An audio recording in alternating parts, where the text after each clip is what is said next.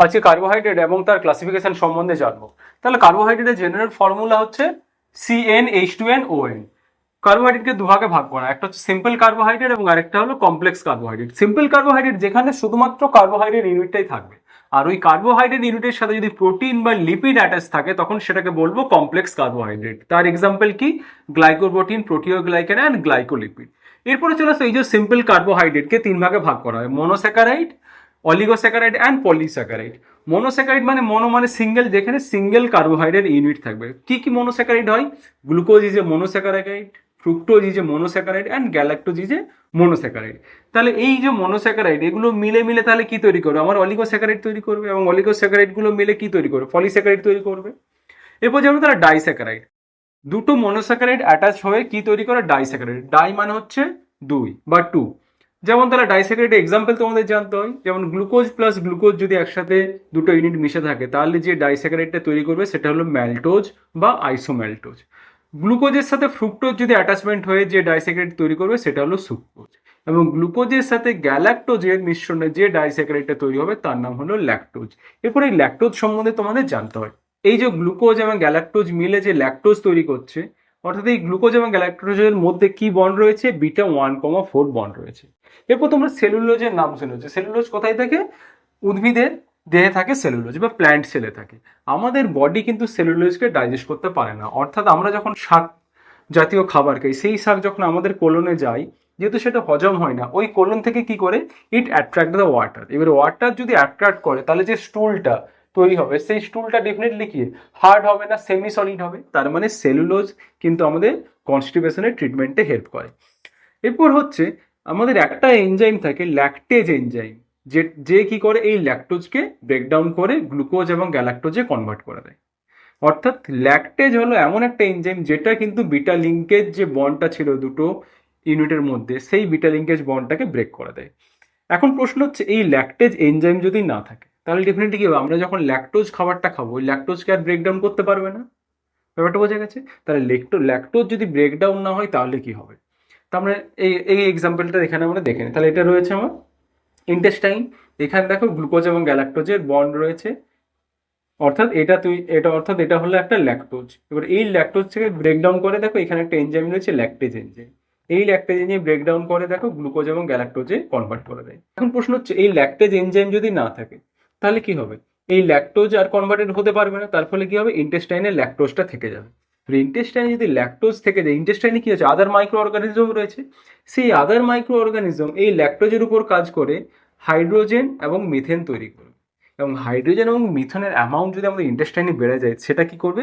সেটা ডায়রিয়া তৈরি করবে, বা সেটা কি টাইপের ডায়রিয়া করবে? Osmotic diarrhoea. এবং তার সাথে ইট কজেস ফ্লটুলেন্স, ফ্লদিস্টুল অ্যান্ড ব্লোটিং। ডাক্তারবাবু কি হচ্ছে? পেটে গ্যাস মতো হয়ে যাচ্ছে, পেট ফাঁপ ধরে যাচ্ছে, এই টাইপের প্রবলেমটা হবে। ওকে, এখন প্রশ্ন হচ্ছে তাহলে কোনো একজন পেশেন্ট এসেছে, তার ল্যাকটোজ ইনটলারেন্স হচ্ছে কেন, বুঝবে কি করে?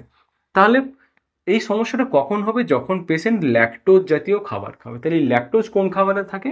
ল্যাকটোজ থাকে দুধ এবং দুধ রিলেটেড যে প্রোডাক্ট, অর্থাৎ মিল্ক এবং মিল্ক রিলেটেড প্রোডাক্ট খেলেই কিন্তু এই সমস্যাটা হবে। তাহলে ডাক্তারবাবু আমি নর্মালি ঠিক থাকছি, কিন্তু যখন আমি মিল্ক খাচ্ছি বা মিল্ক রিলেটেড প্রোডাক্ট কিছু খাচ্ছি তারপরেই কিন্তু আমার এরকম সমস্যা শুরু হচ্ছে, ডায়রিয়া হচ্ছে, পেট ফুলে যাচ্ছে, হজম ঠিকঠাক হচ্ছে না, এই সমস্যাটা হচ্ছে। তাহলে পেশেন্টের ট্রিটমেন্ট করতে হবে। একটা তো টিপিক্যালি হিস্ট্রি তো দিয়েছে, তাহলে পেশেন্টের আমরা ইনভেস্টিগেশন করবো।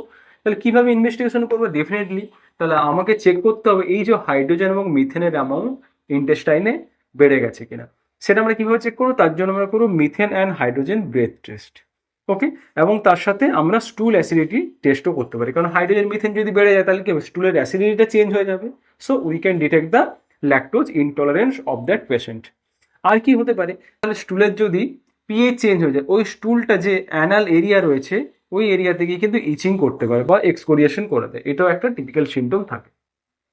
এরপরে জানবো তাহলে আমরা এখানে পলিস্যাকারাইড আলোচনা করেছিলাম। পলিস্যাকারাইড ক্লাসিফিকেশন, পলিস্যাকারাইডকে দুভাগে ভাগ করা হয়, একটা হচ্ছে হোমোপলিস্যাকারাইড এবং হেটেরোপলিস্যাকারাইড। হোমোপলিস্যাকারাইডে 10টার বেশি কার্বোহাইড্রেট ইউনিট থাকবে, কিন্তু কার্বন ইউনিটগুলো থাকবে সেম কার্বোহাইড্রেট ইউনিট। বোঝা গেছে? তাহলে এক্সাম্পল কি? সেলুলোজ। সেলুলোজ কোথায় থাকে? প্ল্যান্ট সেল ওয়ালে সেলুলোজ থাকে, এখানে কার্বোহাইড্রেট ইউনিটটা কি থাকে? গ্লুকোজ। ইনিউলিনের নাম শুনেছো, যেটা হেল্প করে কি? জিএফআর মেজারমেন্ট করতে হেল্প করে, এবং এখানে যে কার্বোহাইড্রেট ইউনিট থাকে সেটা হলো ফ্রুক্টোজ। চিটিন কোথায় থাকে? Exoskeleton scale of the snake and cockroach. Starch, starch হচ্ছে কি স্টোরেজ ফর্মে থাকে, কোথায় থাকে? প্ল্যান্টে থাকে। Starch is a homopolysaccharide. এবং গ্লাইকোজেন এটাও স্টোরেজ ফর্মে থাকে, সেটা কোথায় থাকে? অ্যানিমেলের বডিতে। So glycogen also a homopolysaccharide. তাহলে হেটারোপলিস্যাকারাইড কোনগুলো? Mucopolysaccharide and glycosaminoglycan, this are the heteropolysaccharide. Next ক্লাসে এই দুটো সম্বন্ধে জানবো। তাহলে চলে আসি স্টার্চে। স্টার্চে যদি স্ট্রাকচার দেখি, এখানে কি থাকে? আনব্রাঞ্চ অ্যামাইলেজ রয়েছে এবং তার সাথে হাইলি ব্রাঞ্চড অ্যামাইলোপেকটিন থাকে। গ্লাইকোজেনের স্ট্রাকচারে যদি দেখে নিই, গ্লাইকোজেন একেবারে সেন্টারে যে প্রোটিনটা থাকে তার নাম হলো গ্লাইকোজেনিন।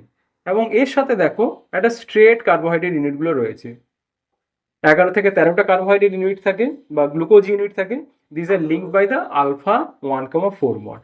এবং তার সাথে দেখো আরো ব্রাঞ্চড কিছু কার্বোহাইড্রেট রয়েছে এবং this are link by the alpha 1,6 bond.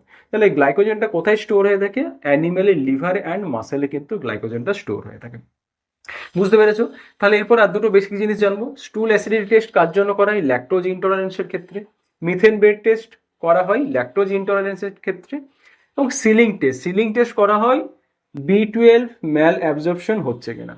এবং গুথেরা টেস্ট করা হয় টু ডিটেক্ট ফিনাইল কিটোনেরিয়া। বেশ, কার্বোহাইড্রেট এবং তার ক্লাসিফিকেশন সম্বন্ধে এইটুকু জানলেই চলবে। নেক্সট ক্লাসে আমরা মিকোপলিস্যাকারাইড সম্বন্ধে আলোচনা করবো। ওকে, চলো, থ্যাংক ইউ।